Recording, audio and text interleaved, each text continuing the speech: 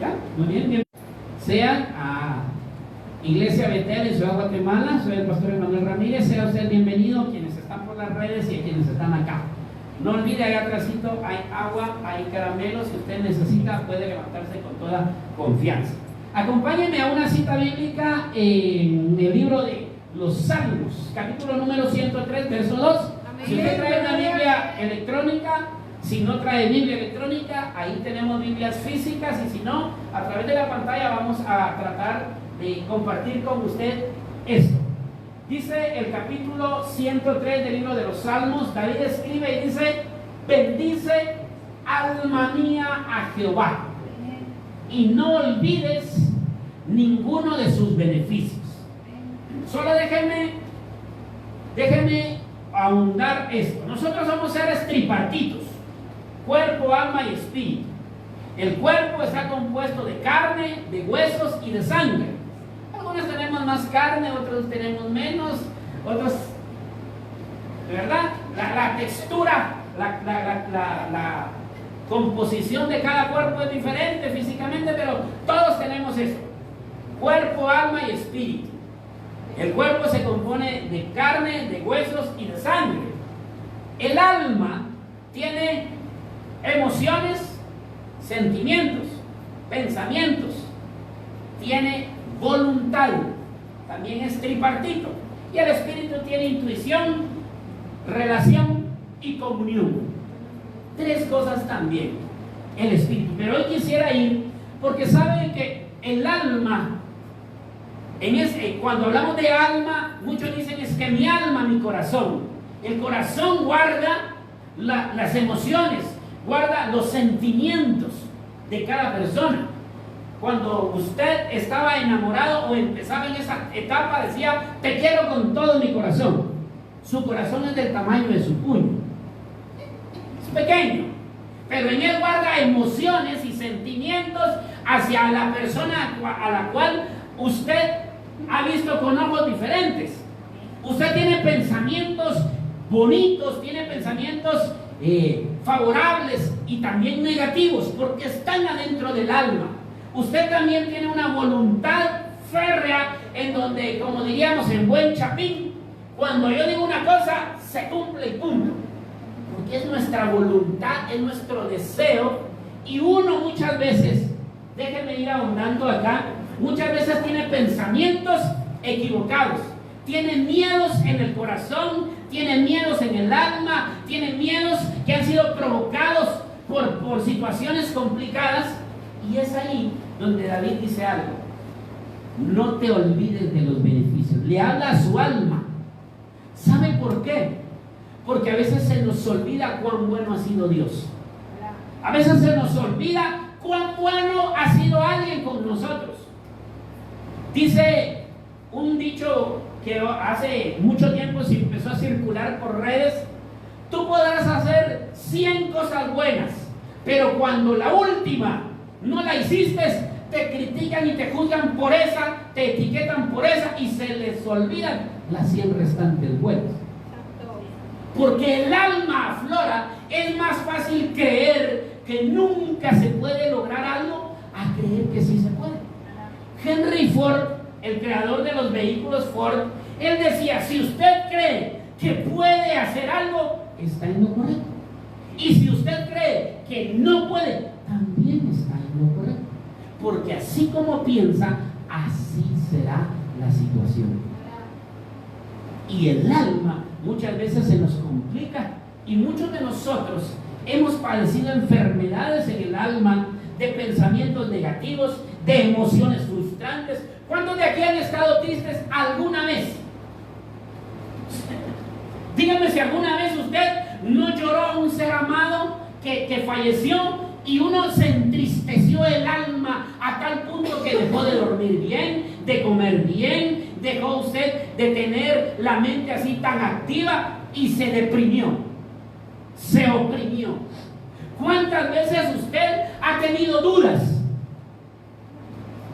Y esas dudas le generan temor. ¿Será que me llaman? Cuando usted fue a solicitar un empleo, cuando usted fue a un buró crediticio financiero, cuando usted pidió algo y le dijeron espérese, y esa dura, esa interfase de espera le crea a uno zozobras y uno dice, no, ¿qué me van a llamar a mí? Si usted voltea a ver y dice, no hombre, si mira hay 40 personas, yo soy el 41, no, ¿cuándo va a pasar eso que alguien me va a llamar a mí? No creo.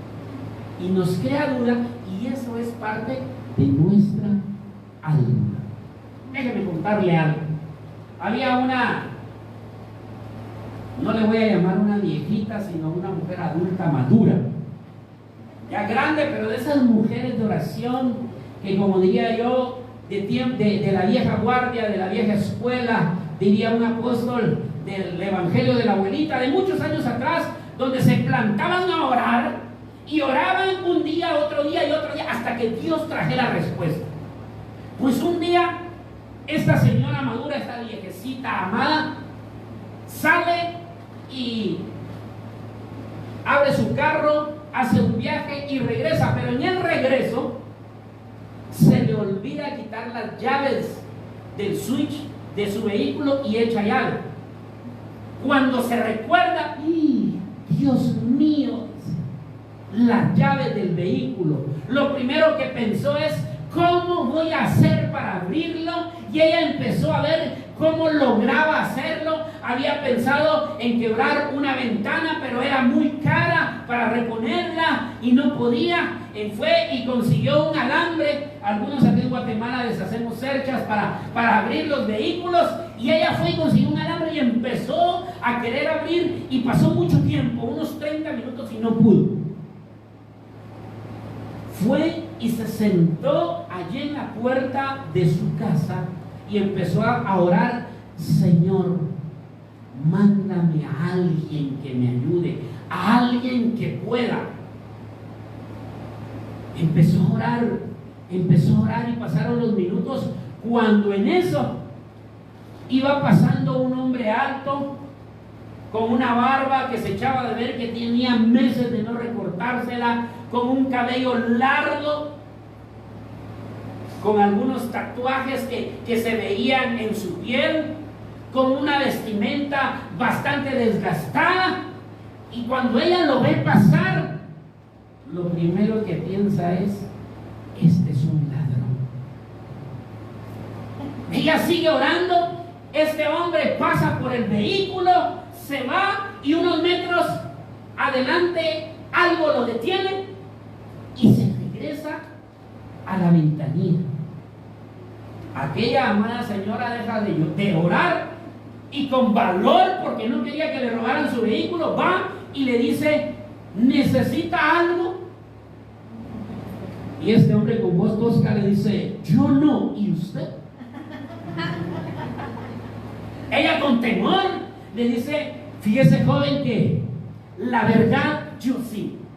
Fíjese que dejé las llaves de mi vehículo adentro y con este alambre he querido abrirla y no puedo. Viene él y le dice, yo puedo ayudarle, ¿me permiten? Sí, le dice, ¿y con qué lo hará? Con ese alambre.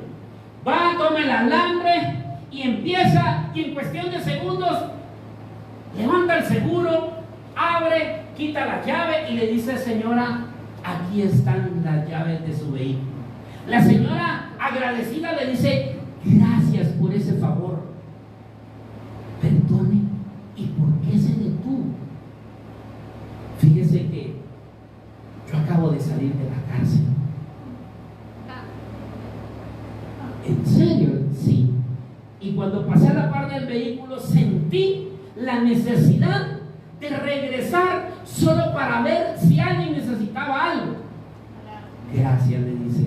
Yo estuve pidiéndole a Dios que alguien me ayudara, pero nunca me imaginé que alguien saliendo de la cárcel. Oh, sí, señora. ¿Y por qué estuviste preso, hijo? Estuve preso porque yo robaba vehículos. Lo sabría así como usted vio. Y un día me agarraron. Wow, dice ella. Y yo pensé que me ibas a robar mi carro. No, le dice, yo he cambiado, pero a eso me he dedicado. Él se fue, ella regresa y en la puerta de su casa donde estaba orando le dice: Señor, perdóname porque pensé mal de ese hombre, aunque bien hiciste en mandarme un profesional. ¿Se da cuenta que nosotros nos anticipamos a las cosas malas? Porque el alma está enferma muchas veces, tiene dudas, tiene miedos. Acompáñenme a una cita bíblica. Segunda de Corintios, le voy a leer la misma cita, solo que en dos versiones.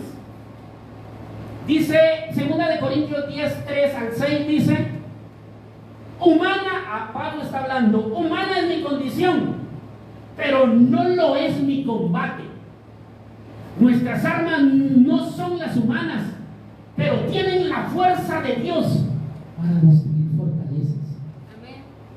Todos estos argumentos y esa soberbia que se opone al conocimiento de Dios, todo pensamiento tendrá que rendirse a nosotros y someterse a Cristo.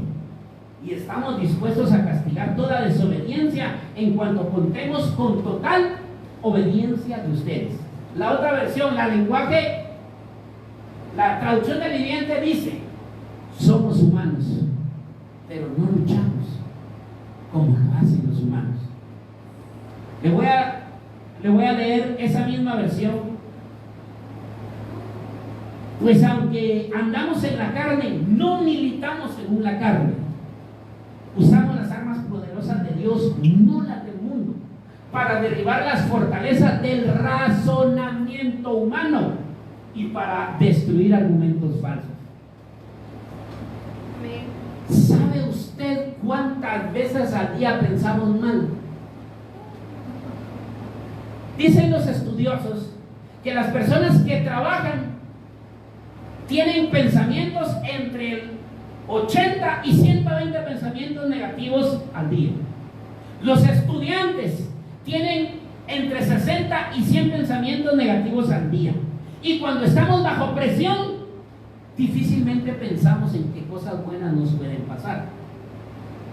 Pablo dice: nosotros no militamos según la carne y nuestras armas no son humanas. Aunque luchamos como humanos, nuestras armas no son humanas. Pablo está hablando de orar, Pablo está hablando de leer la Biblia, de buscar de Dios. Pablo está hablando de otro tipo de cosas en donde él llega a un lugar donde dice: nuestras armas son poderosas en Dios, no las del mundo, para derribar fortalezas del razonamiento humano.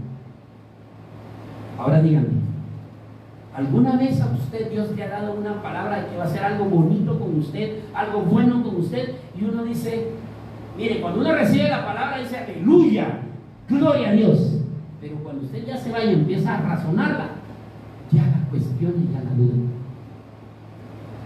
Cuando uno está enfermo, uno dice: Dios mío, sáname.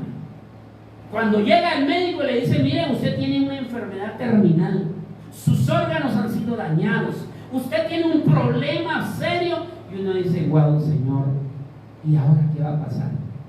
Pero no, Dios es Dios sanador, porque razonamos todo. El alma piensa, el alma siente, y uno dice: ¿y ahora? Y somos expertos en poner excusas. Acompáñenme a una cita bíblica en el libro de Éxodo. Amén, gloria a Dios. Éxodo capítulo 4, verso 8 al 10 dice: esto le habla Dios a Moisés. Ya le contaré todo. Si aconteciere que no te creyeren ni obedecieren a la voz de la primer señal, que era tirar la vara y convertirse en culebra, creerán a la voz de la postrera, que era la mano metida en el seno donde se convertía en lepra. Y si aún no creyeran a estas dos señales ni oyeren tu voz, tomarás agua del río y la derramarás en tierra, y se cambiarán aquellas aguas que tomarás del río y se harán sangre en la tierra.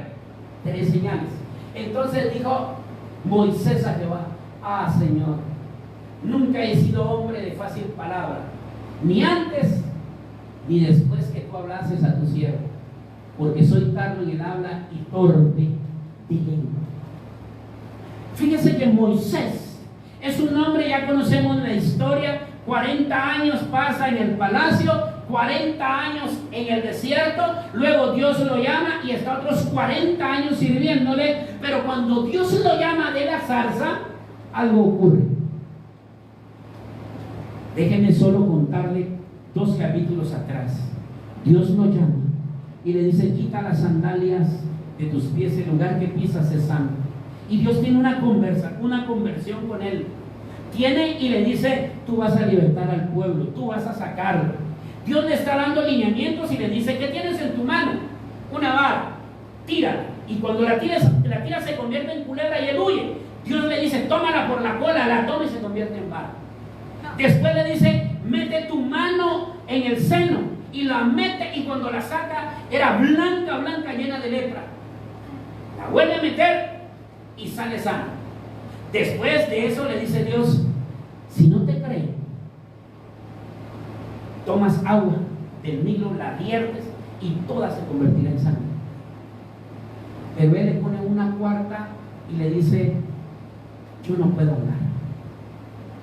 Unos versos adelante dice: y Dios se enojó con Moisés y le dijo: voy a levantar a alguien en tu lugar. ¿Ha escuchado usted aquel versículo que dice que los dones y el llamado son irrevocables? Y si usted no quiere, Dios va a mover a alguien. Y lo va a dejar un tiempo a usted sentado. Y lo va a dejar un tiempo a usted sin milagros. Y usted va a ver como otros que quizás tienen menos fe, menos conocimiento, menos lectura. Hay quienes ni saben leer, pero le creen a Dios y se atreven. Y Dios los usa y les muestra milagros. Amén. Déjenme contarle la historia. Hay un verso más adelante, de hecho, la otra cita dice: y si Faraón me respondiera diciendo: mostrad un milagro, le está hablando nuevamente a Moisés, dirás a Aarón. Oiga esto, déjeme detenerme ahí. Dios le hace el llamado a Moisés, le muestra los milagros a Moisés. Dios le dice: te voy a usar a ti. Pero cuando Moisés pone pretextos, cuando Moisés en su alma temerosa, porque tiene miedo que lo maten, cuando Moisés está allí, Dios le dice: voy a levantar a alguien ya que tú no quieres, y voy a levantar a Aarón, tu hermano, que sabe hablar bien. Y cuando Dios le dice esto, le dice: cuando te presentes y Faraón les pide hacer un milagro, dirás a Aarón: toma tu vara, ya no la vara de Moisés, sino la vara de Aarón. Así que perdóneme, tú que me ves, tú que estás acá. ¿Alguna vez usted ha dicho: ¿y por qué aquel otro que ni viene a la iglesia, aquel otro que ni lee, aquel otro que ni sabe cantar, aquel otro, y usted y yo le ponemos todos los desacuerdos que nosotros creemos, a ese Dios lo bendice?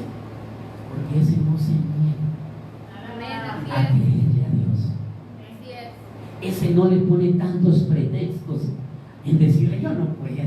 Es que mírame a mí, Dios, o sea, perdóname. Mira mi vestimenta.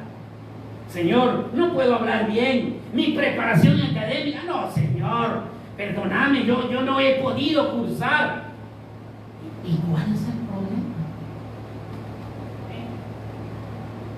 Y entonces le dirás a Aarón: toma tu vara y échala delante de Faraón para que se haga culebra. Y entonces Aarón da un salto y toma el lugar que le correspondía a Moisés. Y van los dos juntos, se presentan a Faraón, y Faraón le dice: ¿y quién los mandó? El gran yo soy. ¿Y qué muestran de eso? Le dice, me imagino que Abraham, en buen chapín coloquial, le haber dicho: vas, carnal, tira la vara. Y tira la vara, no la de Moisés, sino la de él. Dios le ha dado un mandato a Moisés, una palabra a Moisés, como muchas veces nos la dio a nosotros, y por eso hay milagros que se han detenido, porque nuestra alma ha dudado y ha puesto pretextos para creer que sí Dios nos puede usar, que sí Dios nos puede bendecir. decir que si Dios puede hacer milagros en nosotros y a través de nosotros. Y por eso es de que cuando ponemos tanto pretexto, Dios pone a alguien a la par. Aarón estaba esclavo, hacía ladrillos, adobes todos los días. Y sin embargo Dios lo llama y hace milagros portentosos a través de él. Tira la vara y se convierte en culebra. Y llama a los hechiceros y encantadores, dice Faraón, y hacen lo mismo, solo que hay una ventaja. La culebra de Aarón se come a las demás y luego la toma. Le hace el segundo milagro Moisés. Y luego cuando, oiga bien, le leí que Dios le dice: tomarás agua del río. Pero cuando llegan al río, le dice Moisés a Aarón: que tu vara toque el agua, no mi vara. ¿Te ha pasado que alguna vez tú has dicho: yo no puedo, pero ¿por qué no lo haces tú? Y le cedemos el lugar a alguien más. Porque nosotros tenemos excusas y razonamientos humanos y creemos que no podemos porque el alma está dañada. La prédica dice SOS. ¿Saben qué significa SOS? Las siglas en inglés es salven nuestras almas. Salven nuestras almas. Ayúdennos en un momento desesperante. Esa palabra trascendió en todo el mundo porque en algún momento alguien necesitaba ser salvado. En algún momento alguien pidió ayuda y alguien se la atendió. ¿Cuántos de nosotros, dígame, si no tenemos pensamientos, sentimientos, emociones, frustraciones en el alma que impiden ver milagros, pero sí los vemos, que alguien menos capacitado, con menos gracia, con menos unción, con menos recursos, a ese Dios lo bendice? ¿Será porque ese se anima a dar el salto de fe que Dios está esperando de ti y de mí? Le dice a Moisés: toca ahora las aguas con la vara y se convierten en sangre. Pero ¿por qué Moisés no? Porque Moisés dice: Señor, créeme, Faraón no me va a creer. Créeme, Señor, es que los milagros, no creo yo eso, Señor. Yo soy tardo para hablar, manda a otro en mi lugar. Tal vez a usted no le pasó. Voy a hablar por mí hace muchos años atrás. Recuerdo que cuando decían necesitamos que alguien predique, no me costaba mucho por ser pequeño, pero daba un par de pasos atrás y me ponía detrás de alguien alto para que no me nombraran. Pero cuando estaba escuchando la prédica decía yo: esa prédica debería de ser transformada, y la modificaba en mi mente y decía yo hubiera predicado, pero el yo hubiera no existía. Porque cuando se nos dio la opción y la oportunidad, la declinamos y dijimos: mejor otro bueno. Y Dios siguió usando gente incompetente según nosotros, sin letras según nosotros, sin economía, sin recursos, sin fama, pero gente que se atrevió a creerle a Dios. Salven nuestras almas. ¿Por qué razón? Porque todos necesitamos en algún momento una ayuda para que nuestra alma bote todos los argumentos, los pensamientos, perdóneme la expresión, lo tonto que a veces pensamos, creyendo que Dios no nos puede usar o Dios no nos puede bendecir a nosotros porque fallamos. Mentiras. Dios, a pesar de que se enoja con Moisés y dice que cuando Moisés va rumbo a Egipto, Dios le sale al encuentro, oiga esto, y lo intenta matar. ¿Cómo así, pastor? No, usted, mire, y Dios lo intenta matar. Séfora, la esposa de Moisés, hace un acto en donde ella lo reclama cuando ve que el ángel se pone al encuentro, donde ve que el ángel está a punto de matarlo. Ella hace un acto de circuncidar a su hijo y delante del ángel dice que tira el prepucio, la sangre, el pedazo de carne y dice: no, Señor, porque ahora este hombre tiene un pacto conmigo, este es mi esposo de sangre. Y hace un acto creyendo. Pero Moisés ni se percata de eso. ¿Sabe por qué? Porque muchas veces nosotros no nos hemos dado cuenta que hay gente que está alrededor orando por nosotros y que usted ni se ha dado cuenta de los flechazos, las balas, el fuego cruzado donde estamos y uno sigue caminando como que nada, pero hay alguien que está pidiendo por nosotros. Amén. De verdad. Mire, Moisés con su alma enferma se niega y pone tantos pretextos. Le pregunto sin que usted me conteste y allá por las redes nos conteste alguien: ¿alguna vez le has puesto pretextos a Dios para que no te use? Yo empecé a predicar a la edad de 8 años. 8 años y medio posiblemente empecé a predicar. Mi primer prédica, dije yo, lo más que irá a durar son 8 minutos y prediqué 45. Era un niño. Pero recuerdo que cuando ya empecé a desarrollar el intelecto, empecé a ponerle pretextos a Dios. Es que soy muy chaparrito, Dios. Es que no tengo voz, no soy agraciado. En aquel tiempo tenía una cabellera hermosa. Me la recorto, no creo que soy calvo. Y empecé a decirle a Dios: es que fulanito es teólogo, fulanito es un abogado, fulanito es tal, fulanita tiene. Y empecé a darle los méritos a otros y lo que Dios me había dado a mí lo empecé a anular. Y pasaron años donde yo veía a otros que recién llegaban. ¿No le ha pasado que muchas veces llega alguien y a las semanas o a los pocos meses ya está sirviendo en un lugar importante y uno dice: ¿y este qué se cree? Ese se creyó que Dios lo podía usar y no le puso los pretextos que usted y yo ponemos al servir. Acompáñenme a otra cita bíblica. Evangelio de San Juan, capítulo número 5.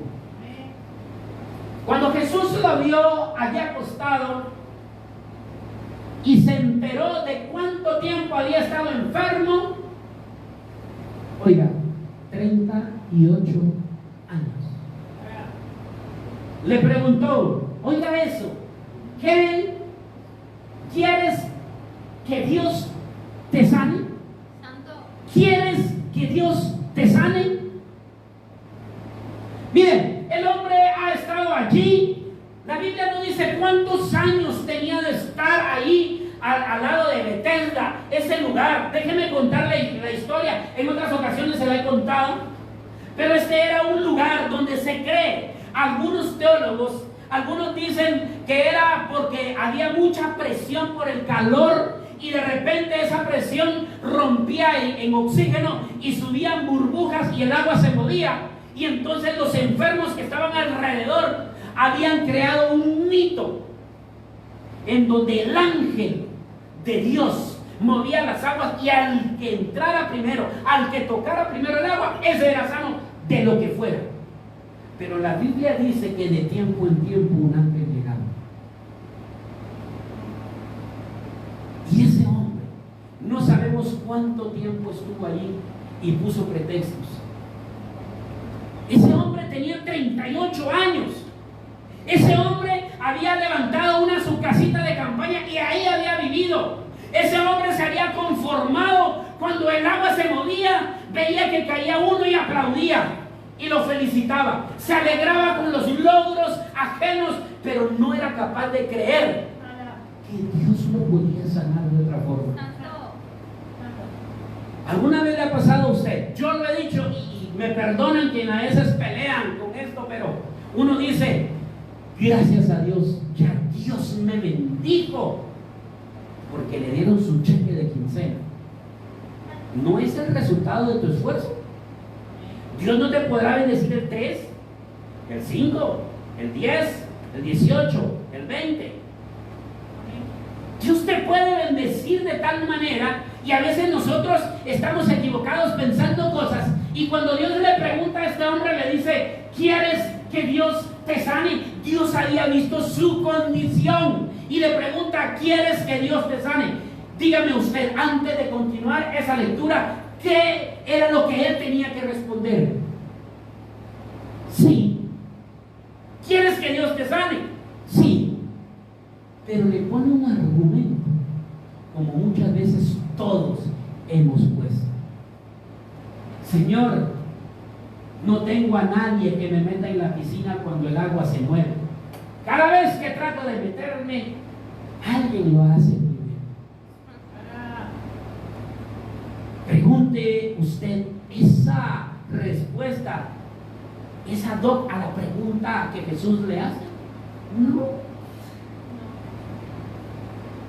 Ahora dígame, si ese hombre, déjeme desenmarañar el corazón del hombre, levantar esa letra escrita. Ese hombre ha estado allí por mucho tiempo. Ese hombre ha estado ahí viendo milagros ajenos, aplaudiendo milagros ajenos. Ha estado viendo cómo el ángel, a la hora que mueve el agua y el primero que cae, ocurre un milagro en su vida. Pero para él no, por una razón: él no tiene a nadie.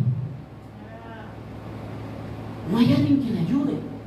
¿No le ha pasado de que de repente uno dice: mire, si yo tuviera a alguien con cuello, una palanca, alguien que me ayude, alguien que hable por mí, si yo tuviera a alguien? Muchas veces no es necesario que esté a ese alguien, sino necesitamos recordarle a la mente que hay pensamientos que no son de Dios. Es nuestro razonamiento humano enfermo, que uno cree: a mí Dios no me puede sanar de esto. Yo lo he dicho muchas veces. Pero cuando a mí me diagnosticaron el primer y el segundo infarto al corazón y se muere el 35% del miocardio, yo andaba funcionando con el 65% del corazón. Y después de un tiempo, yo me negué a tomar medicamento. Cuando hicimos el examen, un ecocardiograma con cámaras en el corazón y cosas que médicamente no entendía, yo había ayunado 40 días, había orado 40 días, había pedido a Dios una confirmación 40 días, y cuando yo me presenté, solo le dije: solo quiero que me confirmen que está sano. Pero cuando vieron mi expediente, me dicen: no creo, porque aquí dice que usted ha tenido 2 infartos muy agresivos y 10 microinfartos consecutivos. Y cuando empiezan a poner las cámaras, empiezan a ver, y entre médicos empiezan a hablar de términos médicos, yo no entendía nada. Después de unos 30, 40 minutos, se voltea y me dice: ¿seguro que a usted le ha pasado esto? Y sí, ese era yo. Me dice: es que diseña de una cicatriz en su corazón a él, y está funcionando muy bien. Y me empieza a explicar en mis términos: aquí entra la sangre, aquí sale, este es el ventrículo, esta es la vena aorta, esta es la parte del miocardio. ¿Y cuál es lo dañado? No hay. Yo sonreí y le dije: eso quería que me confirmara. Le tuve que creer a Dios que en medio de las limitantes de mi razonamiento, en medio de lo que clínica y médicamente se decía, Dios podía hacer algo. ¿Quieres que Dios te sane? Y Él le pone pretextos. Y si hoy Dios a ti y a mí nos preguntara en una área específica: ¿qué quieres que Dios te haga aquí específicamente? ¿Qué le dirías? Señor, como este hombre: Señor, lo mío es complicado. Hácelo a otra persona. Lo mío, ya no, Dios. El tiempo ha pasado. Diría Marta: no, Señor, ya pasaron 4 días. Cuando te mandamos a llamar era lo oportuno, pero ya 4 días, ya Lázaro ya viene. Ya no, Señor. Y Jesús le dice: tranquilo, Marta, al que creyere, todo le es posible. le interrumpe el argumento del alma, va al sepulcro, le dice muevan la piedra, ya conocemos la historia, y Jesús dice que lo llama por su nombre, Lázaro, ven fuera. Y dice la Biblia, y el que había estado muerto salió atado de pies y manos, salió brincando. Entonces, si estaba descompuesto y ya estaba muerto, ¿no crees que Dios puede transformar cualquier situación tuya y mía? Aunque ya la demos por perdido, pero tenemos que botar ese razonamiento. Hay una cita más. Está en... ¿Estamos? Déjenme, regresemos a la segunda cita de 2 de Corintios. Dígame usted, ¿cuántas veces Dios ha dicho de ti hoy, ayer, la semana pasada, el mes pasado, el año pasado o años pasados, que Dios va a hacer algo bueno de ti? Pero uno dice no. Es muy grande Dios, de verdad. No creo. Dios te va a sanar, Señor. La enfermedad tiene años. Si no tomo un medicamento, esto no va a funcionar. El alma está enferma.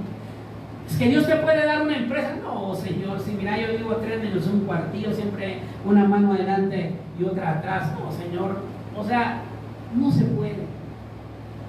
Dice, somos humanos, pero no luchamos como lo hacen los humanos.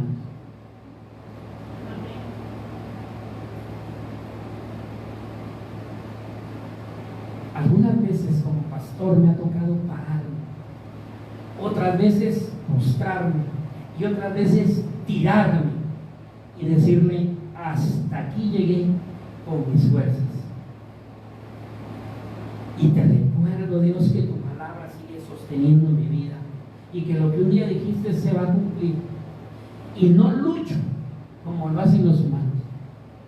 Y le he tenido que creer a Dios, pase lo que pase.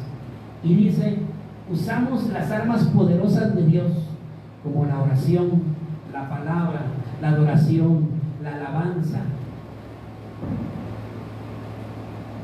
para derribar las fortalezas del razonamiento. ¿Sabes por qué? Porque muchas veces nosotros cuestionamos lo que Dios nos dice. Tal vez eso se me haya pasado, pero a mí de repente alguien se ha presentado con una palabra profética y de repente uno dice, ¿será que Dios me habló? ¿Será que de verdad no va a ser en mí? ¿No será que Dios hoy necesita salvar nuestra alma de esos pensamientos, de esos sentimientos, de esas emociones que muchas veces la pinan la fe, la dejan socavada sobre muchas piedras de incredulidad? Solo déjeme pensar que quizás hoy Dios a usted lo tiene aquí en un stand-by preparándola, en un stand-by donde Dios está levantando en usted algo para derribar muchas cosas que le han detenido, como le pasó a Moisés. Pasé 40 años bien servido, 40 años en el desierto mal vivido. Dice, detrás del desierto pastoreaba las ovejas, un calor infernal, unos fríos gélidos. Y cuando Dios lo llama, dice, no, Señor, mejor Ramón. ¿Alguna vez usted ha dicho, Señor, y a mí me gustaría predicar, pero cuando la opción está, y no precisamente en un altar, sentado en un vehículo, sentado en un transporte público, sentado en una sala de espera de hospital, de una clínica, sentado mientras alguien está por entrevistarte por trabajo, decirle a alguien, y Dios ha sido bueno? Pero muchas veces pensamos con miedo, si Dios a mí no me ha podido hacer un milagro, ¿qué puedo decirle yo al otro? Moisés ha visto milagros y de último le dice, Yo no puedo hablar ni antes de que me hablaran ni después. Soy tartamudo. Y Dios se enojó y le dice: conozco a tu hermano y voy a levantarlo a él.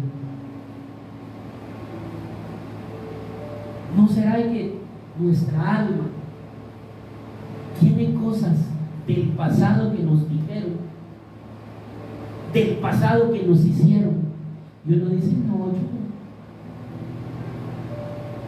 así soy y así moriré. Déjeme terminar con una anécdota. Un hombre de granja en el interior, escalando un día en un peñasco, encuentra un nido y encuentra un huevo allí solo. Lo toma, lo echa en una bolsita y con el cuidado baja. En su granja tiene gallinas y lo mete en uno de los gallineros, de los nidos del gallinero, y empiezan a ser empollado.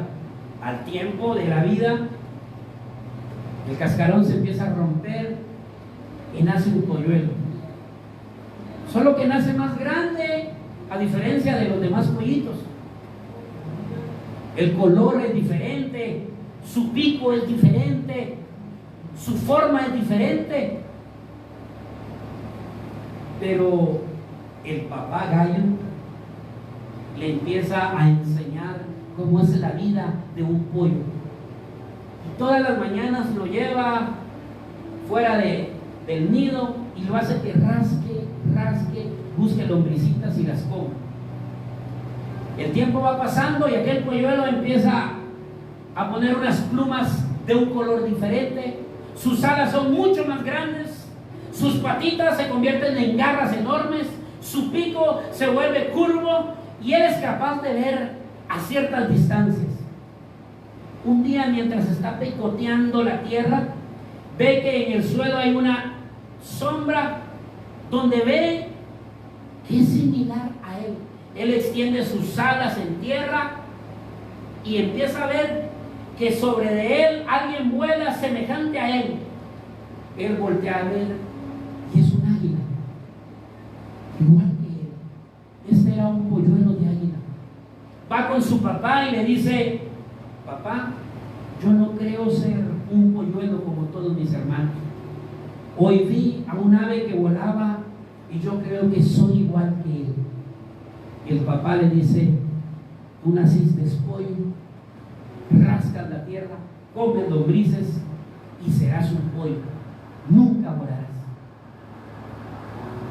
Y nunca voló. Y sabe que muchos de nosotros traemos palabras y razonamientos humanos que hoy no nos dejan avanzar,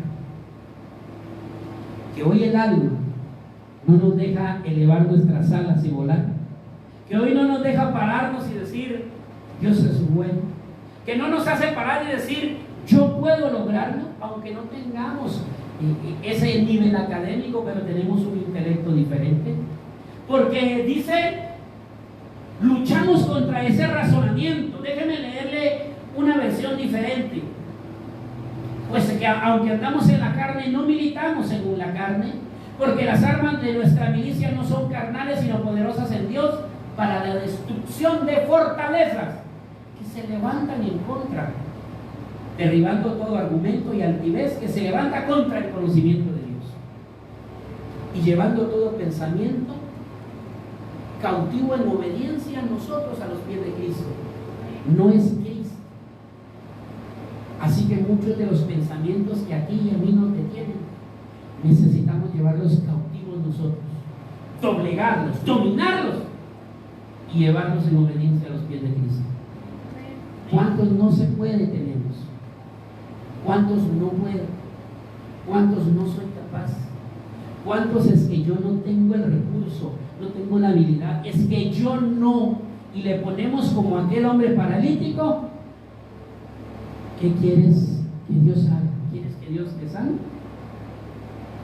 Y uno pone todos esos argumentos negativos porque el alma necesita ayuda. Cierra tus ojos ahí donde estás, por favor. Bendecimos a las personas que nos han visto por las redes. No olvides que el alma necesita recordar los beneficios. No olvides que el alma necesita levantarse.